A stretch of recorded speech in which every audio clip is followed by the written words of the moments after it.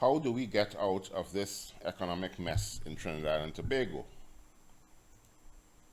Trinidad and Tobago is experiencing a period of serious economic difficulty, declining energy revenues, rising public expenditure, increasing national debt, unemployment and underemployment, inflation, crime, and declining purchasing power are all symptoms of an economy that is not producing wealth at the level necessary to sustain the population and the state. The question, therefore, is not simply how much money the government should borrow, how much taxes should be increased, or how much development expenditure should be undertaken. The more fundamental question is, why is the economy not performing enough wealth? Why is the economy not producing enough wealth in the first place? To answer this question, we must return to the fundamentals of economics, the factors of production. The three factors of production. All wealth that human beings consume, use, or exchange is ultimately produced through the application of three fundamental factors: land, labor, and capital. Land refers not merely to the physical surface of the earth, but to all natural resources provided by nature. It includes sites, minerals, forests, water, agricultural resources, and the physical locations upon which human economic activity takes place. Labor represents human effort applied to production. It includes physical and mental effort, skills, knowledge, experience, and professional expertise. Capital consists of wealth that has already been produced and is used to produce additional wealth. Machinery, buildings, tools, infrastructure, equipment, and other productive assets are examples of capital. Some economists identify entrepreneurship as a fourth factor of production. However, entrepreneurship can also be understood as a specialized form of labor, the application of human intelligence, judgment, organization, and risk-taking to the production process. The success of any economy must therefore depend upon the effective and productive combination of land, labor, and capital. The critical question for Trinidad and Tobago is whether these factors are actually available to the population on reasonable and equitable terms. Are the factors of production freely available? Consider these fundamental questions. 1. Is labor freely available to those who wish to employ it? 2. Is land freely available to those who wish to use it productively? 3. Is capital reasonably available to those who have the ability to put it into productive use? If the answer to any of these questions is no, then the factors of production are not operating in balance. A person may be willing and able to work, but if productive opportunities are unavailable, that labor remains idle or underutilized. An entrepreneur may have the knowledge, energy, and ambition to establish a business, but if suitable land is prohibitively expensive, unavailable, or held speculatively, the enterprise may never materialize. Similarly, a person may have access to land and labor, but lack the capital required to develop the opportunity. This raises an even more important question. Are the values of labor, land, and capital operating on reasonably equal terms? Can labor afford to obtain access to valuable land? Can productive capital obtain access to land at reasonable costs? Can workers obtain sufficient capital to become producers? And can people who possess productive ideas actually gain access to the resources required to implement them? Where the answer is predominantly negative, the economy is likely to perform below its potential. The consequences of an unbalanced economy. An economy in which access to the factors of production is restricted or unequal will inevitably generate economic distortions. One consequence is idle or underutilized labor. People may be willing to work but cannot find productive employment. At the same time, businesses may complain about shortages of particular skills or about the high cost of establishing and expanding operations. Another consequence is insufficient production. When productive resources are not fully utilized, fewer goods and services are produced. If the quantity of money and purchasing power circulating in the economy exceeds the growth in the production of goods and services, inflationary pressures emerge. Wages may increase nominally, while their real purchasing power continues to decline. Government is then confronted with another problem: a shrinking or stagnant productive tax base combined with increasing demands for public expenditure. The state is expected to provide employment, social assistance, health, education, housing, security, infrastructure, and other services, while simultaneously servicing a substantial public debt. This is not a sustainable long-term model. Government must change its economic role. Government intervention in an economy generally occurs through taxation, regulation, legislation, and arbitration. These functions are necessary, but government must reconsider its role in economic development. A fundamental change in thinking is required. The state should not necessarily see itself as the institution that must bring development to the citizen. Rather, it should see itself as the facilitator of development, creating the conditions under which citizens can develop themselves. The distinction is important. Instead of government attempting to create employment for everyone, it should create the conditions under which private individuals and businesses can create productive employment. Instead of government undertaking activities that citizens and businesses are capable of undertaking themselves, the state should establish the rules, infrastructure, and economic environment that allow them to do so. This brings us directly to taxation. The principles of good taxation.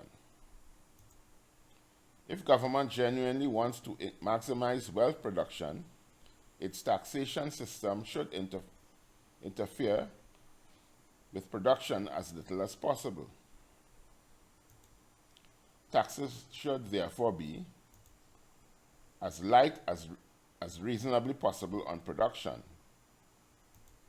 simple and inexpensive to collect, certain and predictable in amount, applied equally and without arbitrary advantage, related to the taxpayer's ability to pay. These principles are not new.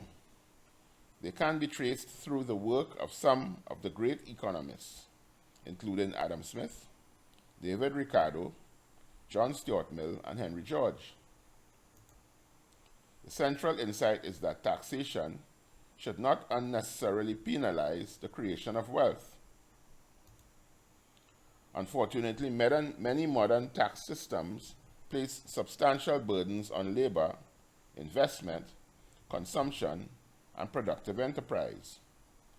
Taxes such as income taxes, corporation taxes, and consumption taxes can increase the cost of production and discourage economic activity. There is, however, another approach: site value taxation. Site value taxation, SVT, offers an alternative way of thinking about public revenue. Under SVT, taxation is imposed primarily on the value of land, or, more precisely, the value of the site itself, rather than on the buildings, improvements, machinery, labor, or capital placed upon it. The underlying principle is straightforward. Land is not produced by the individual who owns it. Its value is substantially influenced by the community, the population, infrastructure, public services, accessibility, economic activity, and development surrounding it.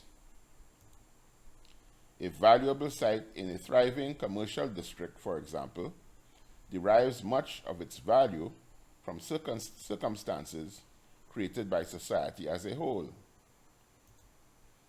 SVT therefore seeks to recover a portion of that socially created land value for public revenue without directly penalizing the productive improvements made by individuals. Importantly, an SVT system would need to be carefully designed to ensure that taxation reflects actual site value and taxable capacity, rather than simply imposing an arbitrary burden that could render productive operations insolvent. Unlocking land and expanding production. One of the most significant potential effects of SVT is that it could discourage the holding of valuable land for purely speculative purposes. If owners of valuable but unused or underdeveloped sites must pay a recurring tax based on the value of the site, there is an economic incentive either to develop the land productively or transfer it to someone who will. Land that is currently idle could therefore be brought into productive use. That process could stimulate investment, business formation, employment, and the production of goods and services. As productive activity expands, the tax base associated with land values could also expand. Initially, conventional taxes on labor, income, and capital might continue to exist, but they could progressively be reduced as land-based revenue becomes capable of financing a greater proportion of government expenditure. The long-term objective would be to move towards a taxation system that captures socially created land values while placing progressively less taxation on productive activity. The wider economic effects. The potential benefits extend beyond taxation. If productive land becomes more accessible and businesses face lower taxes on production, investment, and employment, more people could enter productive activity. Government would consequently face less pressure to act as a direct employer and provider of economic opportunity. As employment and private sector activity increase, demand for certain forms of social assistance could decline. The private sector could take a larger role in providing housing, education, healthcare, and other services, while government continues to regulate and supervise these activities through appropriate legislation and public-private partnerships. Government finances could also improve. Higher levels of production and employment would strengthen the economy, while reduced dependence on borrowing could improve the state's capacity to service its public debt. A stronger productive economy could also contribute to greater currency stability and an improvement in the country's foreign exchange position. Trade could benefit as well if taxes that increase the cost of domestic production and consumption are progressively reduced. Goods and services could become more competitive both domestically and internationally. Increased production and competitiveness could lead to a substantial expansion in internal and external trade.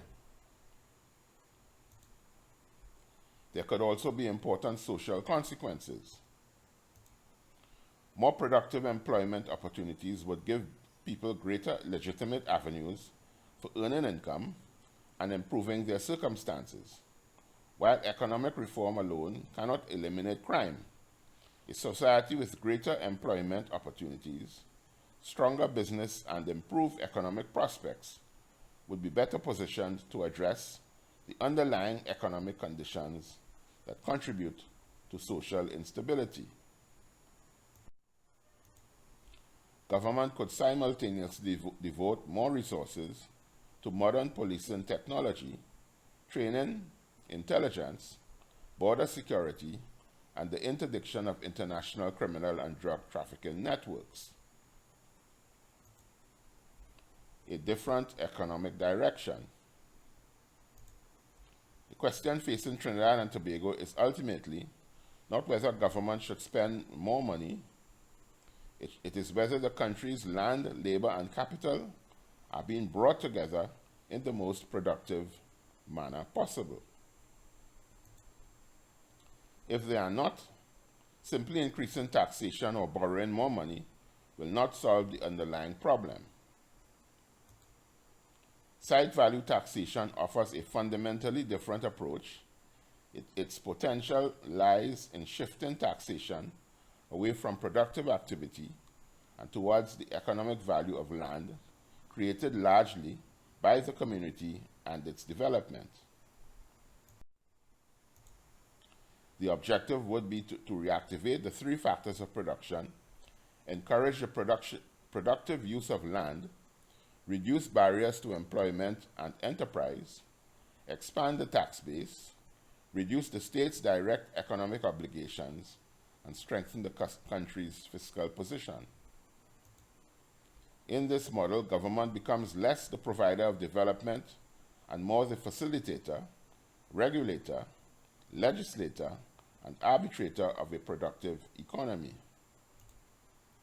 The ultimate goal is not simply to collect more taxes.